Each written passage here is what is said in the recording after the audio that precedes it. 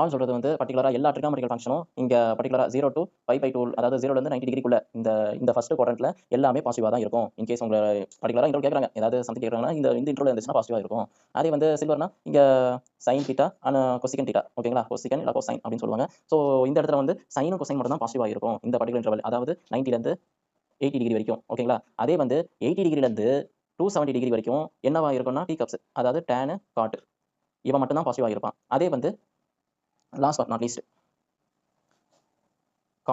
காசும் சீக்கணும் ஃபோர்த் குவாட்ரண்ட்ல அவன் மட்டும் தான் பாசிட்டிவா இருப்பான். எதுல உங்க 270ல இருந்து 2π வரைக்கும் அதாவது 360 டிகிரி வரைக்கும் இந்த இன்டர்வல் இந்த பர்ட்டிகுலர் குவாட்ரண்ட்ல இவன் பாசிட்டிவா இருப்பான். சரிங்களா? இப்போ நான் சைன் ஃபங்க்ஷனை வந்து என்னவா எடுத்திருக்கேன், சைன் ஃபங்க்ஷன் ஆஃப் 3π/2 அதோட டிகிரி என்னவா இருக்கும் அப்படின்னு கேட்டிருந்தாங்கன்னா நம்ம என்ன பண்ணுவோம்? இப்போ 3 இன்டூ நார்மலாக எனக்குலாம் இதை வந்து 270 எனக்கு நார்மலாக தெரியும். அப்படி தெரியலனா 3 இன்டூ 180/2 எடுத்துட்டு 2 கேன்சல் பண்ணா இது 90 டிகிரி வரும், இது 270 டிகிரி அப்படின்னு சொல்லிட்டு சில நேரத்தில் நானே எழுதிப்பேன்.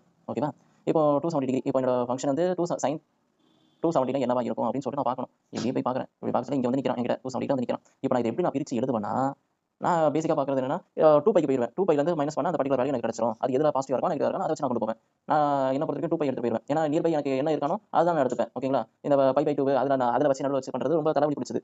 ஸோ அதனால் நான் ஸ்ட்ரைட்டாக 2πக்கு போட்டுட்டு இதை எப்படி கொண்டு வரலாம், அதுலேருந்து எப்படி மைனஸ் பண்ணி கொண்டு வரலாம்னு நான் யோசிப்பேன். அப்போ என்ன பண்ணலாம்?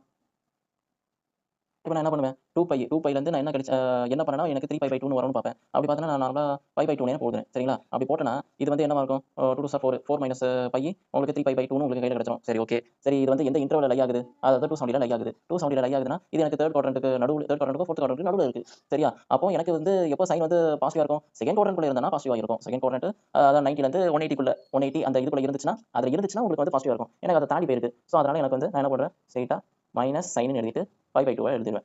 அவ்வளோதான். அதாவது மைனஸ் sin π/2 என்ன உங்களுக்கு வேல்யூ, அதாவது sin π/2 வேல்யூ வந்து உங்களுக்கு 1ன்னு கிடைக்கும். ஓகேங்களா? அப்போ ஆல்ரெடி மைனஸ் வந்து வெளியே இருக்கு மல்டிபிள்ஸ்ல. அப்போ 1 இன்ட்டு மைனஸ் அதாவது மைனஸ் அது பண்ணனா -1 கிடைக்கும் உங்களுக்கு வேல்யூ. இப்படியும் நீங்க கொண்டு வரலாம் ஒவ்வொரு விஷயத்தையும். இப்போ நமக்கு -1 கிடைச்சிச்சா, மேலே -1 இருக்கா என்ன இருக்குன்னு பார்ப்போமா?